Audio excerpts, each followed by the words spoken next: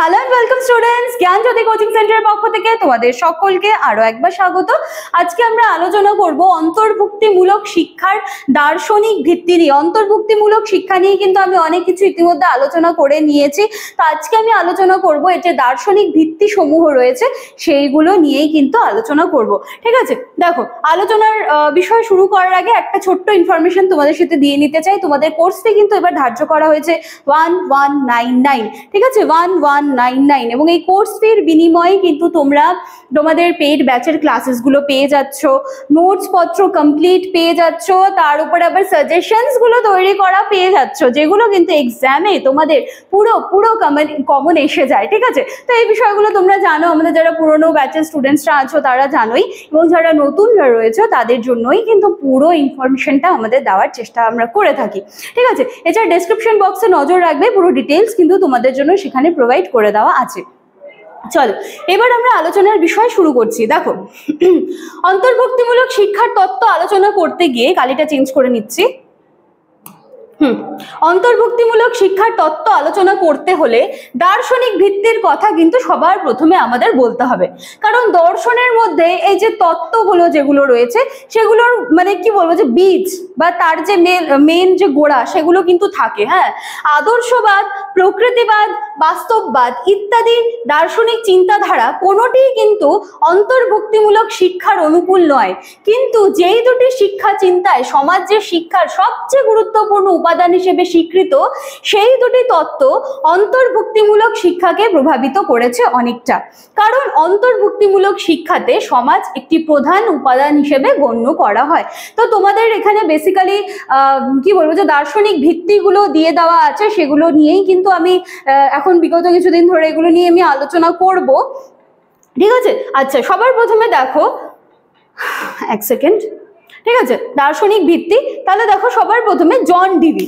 ঠিক আছে, জন ডিভির মধ্যে কি বলা হচ্ছে দেখো, তোমাদের সুবিধার্থে ছবি রাখার চেষ্টা করেছি। ঠিক আছে, আমি মনে করি যখন বিষয়গুলোকে তোমরা পড়ছো পাশে যদি একখানা ছবি রেখে দেওয়া হয়, এই জিনিসটা কিন্তু অনেকদিন তোমাদের মনে থাকবে। ঠিক আছে, দেখো তার শিক্ষা চিন্তায় শিক্ষা ও সামাজিক জীবনযাপনকে সমার্থক হিসেবে তিনি ব্যাখ্যা করেছেন। বিদ্যালয়ে শিক্ষার্থীর সামাজিক জীবনযাপনই শিক্ষার প্রকৃত বাহন। গণতান্ত্রিক জীবনযাপনের মধ্যে দিয়ে যে মূল্যবোধ সৃষ্টি হয় সেটা ব্যক্তি মানুষের সামাজিক জীবনের প্রধান শক্তি। গণতান্ত্রিক মূল্যবোধ কোনো উপদেশ, আদর্শ, অনুকরণ কিংবা পুস্তক পাঠ করে কিন্তু এগুলো আমরা কোথাও শিখতে পারবো না বা আয়ত্ত করতে কিন্তু আমরা পারবো না। গণতান্ত্রিক মূল্যবোধ নিজের জীবন ও জীবনযাত্রা থেকে আমরা যে এক্সপিরিয়েন্স করব সেইখান থেকেই কিন্তু আমরা শিখতে পারবো। সমাজের সঙ্গে ব্যক্তির সম্পর্ক এমন নয় যে ব্যক্তি শুধু সমাজের রীতিনীতি, প্রথা, কৃষ্টি ইত্যাদি আত্মস্থ করেই সামাজিক মানুষ হয়ে উঠবে। সমাজ দাতা এবং ব্যক্তি গ্রহিতা, সমাজ দাতা এবং ব্যক্তি হচ্ছে গ্রহিতা, কিংবা সমাজ একটি স্থায়ী কাঠামো বা কাঠামোর মধ্যে নিজেকে কিন্তু মানিয়ে নেওয়ায় ব্যক্তির এই যে কাজ, এটাই কিন্তু জাতীয় চিন্তা। এই জায়গাটা ভ্রান্ত। শিশু সমাজের সঙ্গে মিথস্ক্রিয়ার মাধ্যমে বড় হয়, এবং সেই কারণে সমাজ ও ব্যক্তির মধ্যে যে আদান প্রদান ঘটে তার মাধ্যমে সমাজ ও ব্যক্তি উভয়েরই পরিবর্তন ঘটে, কিন্তু তার সবকিছুই ভালো মন্দ, বাঞ্ছিত অবাঞ্ছিত এভাবে দ্বিমাত্রিক দৃষ্টিকোণ থেকে কিন্তু বিচার করা যায় না।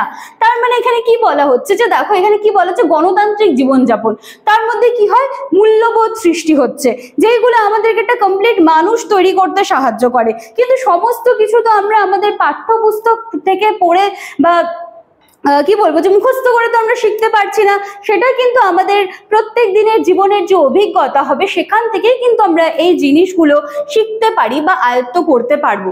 ঠিক আছে, আর কি বলা হচ্ছে, বিদ্যালয়ের সঙ্গে শিক্ষার্থীর সম্পর্ক অনুরূপ ভাবে কিন্তু একটা সামাজিক সম্পর্ক। ঠিক আছে, এই যে স্কুলে যাচ্ছি আমরা সবাই একসাথে এক জায়গায় বসি বা নিজের টিফিন শেয়ার করছি, কখনো নোট শেয়ার করছি, এগুলো কিন্তু সমস্ত একটা সামাজিক সম্পর্কের মধ্যেই পড়ে। ঠিক আছে, বিদ্যালয়ের সমাজে প্রতিভু হলেও তা সামাজিক জটিলতা মুক্ত, পরিশীলিত এবং ভারসাম্যযুক্ত একটা পরিকল্পিত সমাজ। এই সমাজের সঙ্গে আদান প্রদানের প্রধান উদ্দেশ্য হলো এই যে শিশুর মধ্যে গণতান্ত্রিক মূল্যবোধ তৈরি করা, যেটা কি হবে, যেটা তার বৃহত্তর সমাজ জীবনের কিন্তু খুব কাজে লাগবে। বলতে পারো এটা তার কাছে একটা সম্পদের মতো।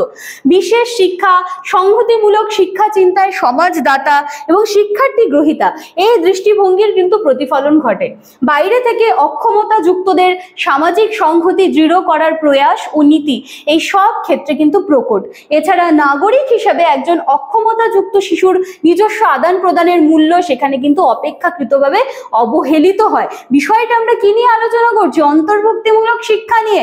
সেখানে অন্তর্ভুক্তিমূলক শিক্ষার কনসেপ্ট কিন্তু আগে তোমাদের ক্লিয়ার করতে হবে।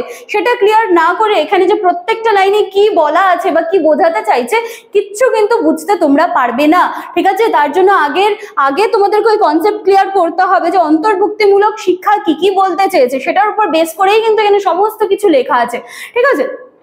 তো এই ছিল আজকে আমাদের ক্লাস বা আলোচনার বিষয়। এটার উপরে মোটামুটি এখন তোমরা 3-4টে মতো ক্লাস কিন্তু পেয়ে যাবে, ঠিক আছে? তো প্রত্যেক দিনের ক্লাসের কনসেপ্ট প্রত্যেকদিন ক্লিয়ার করবে, দেখবে at the end of the day পুরো ব্যাপারটা ক্লিয়ার হয়ে গেছে, ঠিক আছে? চলো তাহলে আজকের ক্লাস বা আলোচনার বিষয় এখানেই শেষ করছি। দেখা হচ্ছে আবার নেক্সট দিনের ক্লাসে। Thank you.